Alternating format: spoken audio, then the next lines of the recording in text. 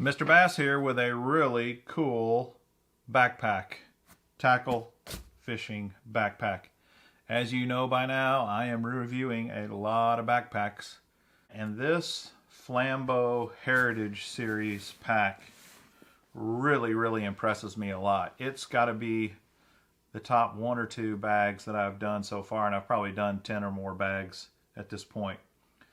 One of the reasons it impresses me so much is that I kind of have skewed eyes. The first thing that I think about is how will the backpack work for tournament fishing, and specifically as a co-angler. And I think this is a fantastic co-angler bag because it's really designed more and focusing more on tackle storage than it is on something you carry on your back. Can you carry it on your back? Absolutely. And I can start with that. It has very sturdy shoulder straps. It's got some molly web here that you could connect lots of things to. Tools and pliers and knives and all kinds of stuff.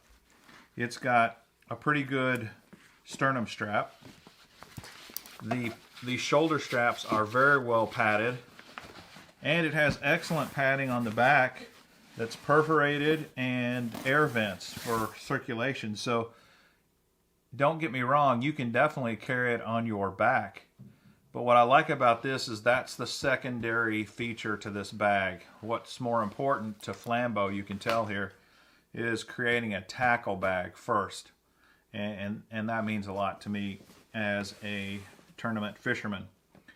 This, however, would work fine as a bank shoreline fisherman's bag as well, and it could be used in many different applications. So let me show you what I like about it and what I don't like about it, and kind of show you the features and see what you think here.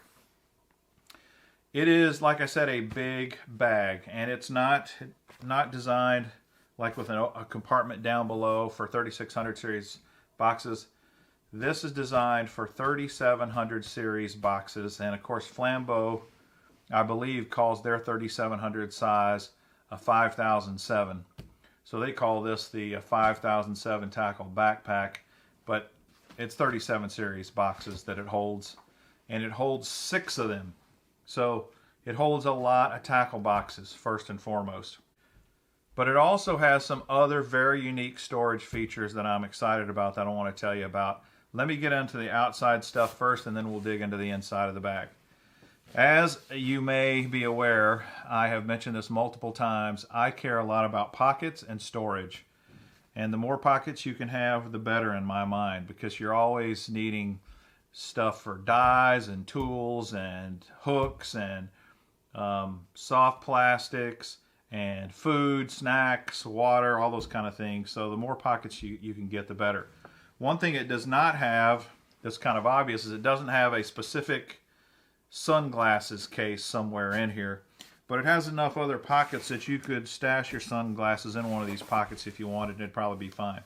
So if we start at the front, there's one smaller pocket here, but inside it has a big web pouch as well.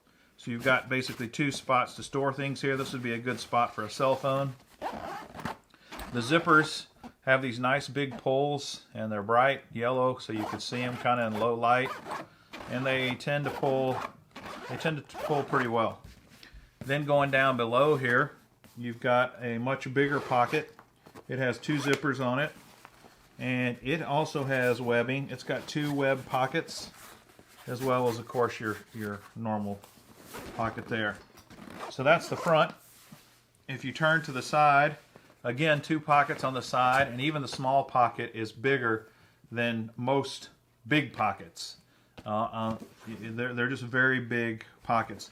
They have a web pouch on the outside of both of these, which is nice. And then inside, good sized pocket here. And on the inside, another really good sized pocket here. This thing's got probably 2 inches of depth to it, which is very nice. It also has in this one, let me show you that, it's got the grommet here for your fishing line. So if you wanted to put a spool of line or several spools of line, you can feed your line through this grommet. A couple of bags do that. Several different bags do something similar. On this side again, two more big pockets. The one on the bottom has, of course, your pouch, but up top has a place for your tools, needle nose pliers, that sort of thing. And I'll do my needle nose test here. Looks pretty good. Okay, and then inside this pocket, just a pocket, but again, a nice deep pocket. So that kind of covers the outside pockets. Now, one downside, I think, to this bag are the buckles.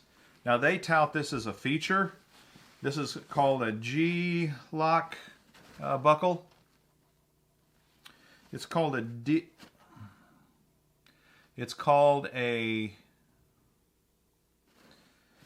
these hooks here are called a double G closure. And they go in, you know, fine. And the nice thing is you've got 4 different adjustments. So if this bag gets kind of big up here, you know, you've got expansion room. And if it's pretty empty, you can come down here if you need it really tight and tighten it in the bottom loop. It also has a loop on the side and a loop on the side. So the positives, super secure. This bag's not going to fly open on you if you got the latches on. The downside, in my opinion, is that it's 4 latches. It's a lot to latch and unlatch, and quite frankly, it'd be kind of a pain, in my opinion. It's kind of a time killer. So the latches are kind of, they're much more sturdy than your average plastic latch, so that's positive. They're going to last forever, probably. But I think it's just going to slow you down a little bit getting in and out of the bag. If that doesn't matter to you, then no big deal. Another great feature is this handle. I have mentioned this with a couple other bags, how they don't even put a handle on top. They just put a handle back here. But I think it's excellent to have the handle on the top of the lid. And that might be why they went with these G-hook closures, because when you have them, they would hold a lot of weight when you pick it up by the handle. So, good, strong handle. But here is something even more amazing about this bag. It's crazy, in my opinion. Super clever. Don't know why more manufacturers have not thought of this. They call it the saddlebag approach. If you look in the inside, what do you got? You got saddlebags. They zip on the top. They got 2 bright zippers. They got mesh top on both. And man, what a great place for soft plastics and all kinds of other things. It's amazing how smart that is. So again, as a co-angler, what a bag. You pull up to your stop, you flip this lid open and flip out your saddlebags, and you've got access to all kinds of tackle. It's a very clever, thoughtful design. And then inside, it comes with 3 of these 5007 boxes, and of course, you could get 3 more. The bag is massive. It's got a lot of space in there, as you can see. So how big is it? It is 19 inches tall. It is 11.5 inches wide, not counting the saddlebags or the pockets. And it's 10 inches deep. It's a big bag. It's as big as any of the tackle bags I've seen that I've reviewed. And quite frankly, this may be my favorite. I, of course, haven't looked at them all and reviewed them all yet, but so far, I really think this bag might be the best one out there. It is not waterproof. That's one of the downsides. It does not have a rain fly, which it would have been nice to have some sort of a rain cover, rain fly,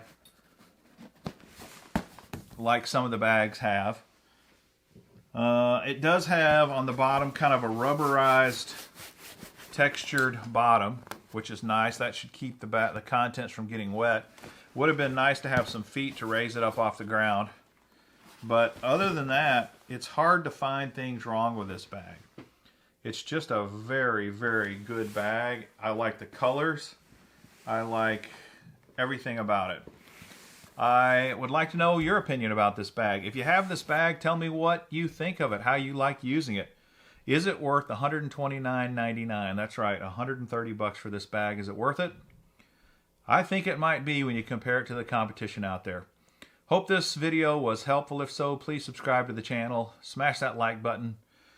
Hit the old notification bell to find out when I'm going to post the next video. I greatly appreciate it. This is Mr. Bass. And until next time, happy fishing!